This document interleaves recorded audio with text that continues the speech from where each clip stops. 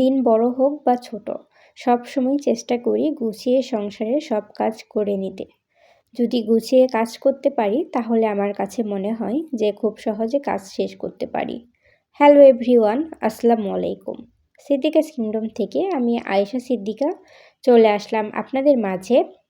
কাছে দূরে, দেশ কিংবা দেশের বাহিরে যে যেখান থেকে বসে আমার আজকের ভিডিওটি দেখছেন, আশা করছি সবাই ভালো আছেন।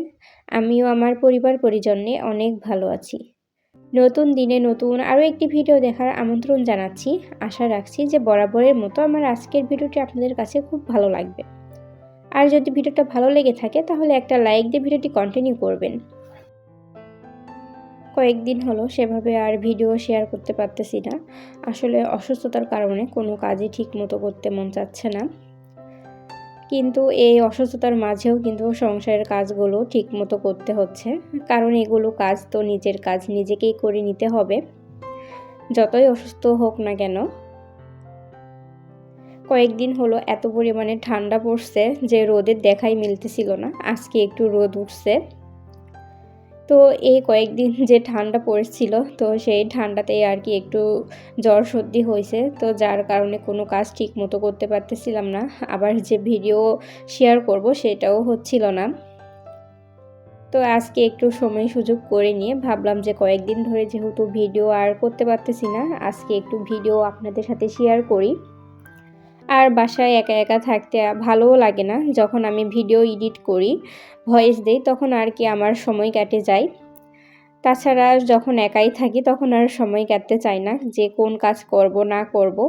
আর এই শীতের জন্য তো কোনো কাজ করেও শান্তি পাওয়া যায় না।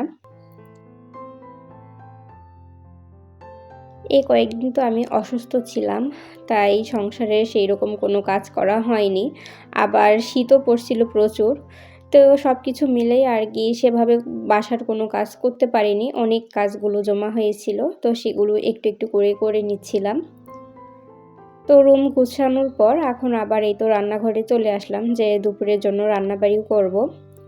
সকালে তেমন কিছু রান্না করা হয়নি, শুধু ডিম সিদ্ধ করছিলাম, ওইটাই খাইছি। আমার ভয়েস শুনে বুঝতেই হয়তো বা পারতেছেন যে আমার ভয়েসটা একটু অন্যরকম শোনা যাচ্ছে।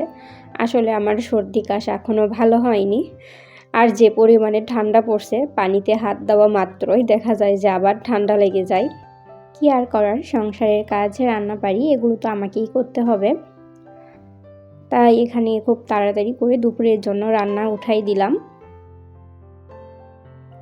আজকে আমি মাছের মাথা দিয়ে মুগ ডাল রান্না করব। আর আগে আমি মাছটা কষাই নিব, তাই এখানে মশলা যা যা লাগবে সবগুলো আগে কষাই নিলাম। নামার পরে এখন মাছ দিব, দিয়ে মাছ একটুখানি কষাই নামার পর এখানে আমি ডাল দিয়ে দিব। আর ডালটা আগে আমি একটু প্রেসার কুকারে সিদ্ধ করে নিছি। রান্নার মাঝে আপনাদের প্রত্যেকবারের মতো একটা কথা মনে করিয়ে দিই, আপনি যদি আমার চ্যানেলের আজকে নতুন হয়ে থাকেন আর আমার ভিডিওটা যদি আপনাদের কাছে একটু হলেও কোথাও কোনো অংশে ভালো লেগে থাকে, তাহলে আরও নতুন নতুন ভিডিও পেতে আমার চ্যানেলটিকে সাবস্ক্রাইব করে দিতে পারেন।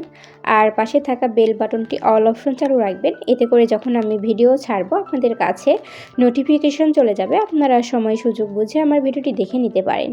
আর ফেসবুক থেকে দেখে থাকলে পেজটিতে ফলো দিবেন। যারা এই কাজটি করেছেন তাদেরকে জানাই অসংখ্য অসংখ্য ধন্যবাদ।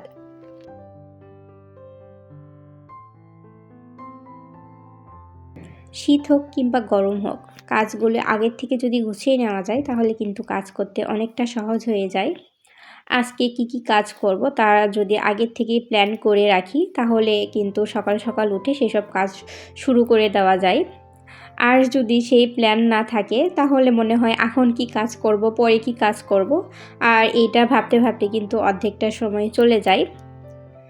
তাই আগের থেকে একটু কিছু রুটিন করে নিলে আর কি ভালো হয়। কারণ একটা গৃহিণীদের গরম কি শীত কি তাদের কিন্তু কাজের কোনো ছুটি থাকে না, তারা সব সময় কাজ করে। সেই সকাল থেকে শুরু হয় কাজ, রাত পর্যন্ত সেই সব কাজ করতে হয়। আর এই মুগ ডালটা আমি প্রেসার কুকারে সিদ্ধ করে নিছি, কারণ অনেক সময় দেখা যায় যে ডাল রান্না করতে অনেক সময় লেগে যায় কিন্তু ডাল আর সিদ্ধ হতে চায় না, তাই আমি প্রেসার কুকারে অল্প করে সিদ্ধ করে নিছি। আজকে শুধু আমি এই মুগ ডাল দিয়ে ঘাঁটি করব, সাথে আর অন্য কিছু রান্নাবাড়ি করব না। আসলে অসুস্থ থাকলে তেমন কিন্তু রান্নাবাড়ি করতে ভালো লাগে না, আর সেভাবে কোনো কাজ করতেও ইচ্ছা করে না। আমাদের এলাকায় কিন্তু মাছ দিয়ে আলু ঘাঁটি রান্না করে, আর আলু ঘাঁটি খাইতে খুব ভালো লাগে। তারপরে মাছের পোলাও রান্না করে। অনেক এলাকায় আছে যে মাছের পোলাও তারা পছন্দ করে না, সেভাবে রান্নাই করে না। কিন্তু আমাদের ওদিকে মাছের পোলাও, তারপরে মাছ দিয়ে আলু ঘাঁটি, এটা খুব জনপ্রিয় একটা খাবার। কথা বলতে বলতে ভিডিওর একদম শেষ পর্যায়ে চলে আসছি। আজকের ভিডিও এই পর্যন্ত, দেখা হবে অন্য কোনো ভিডিও নিয়ে। সেই পর্যন্ত সবাই ভালো থাকবেন, সুস্থ থাকবেন। আর আমার ভিডিওটা আপনাদের কাছে কেমন লাগছে তাও অবশ্যই আমাকে কমেন্টের মাধ্যমে জানাবেন। পরবর্তী ভিডিও দেখার আমন্ত্রণ জানিয়ে ভিডিওটি এখানেই শেষ করছি।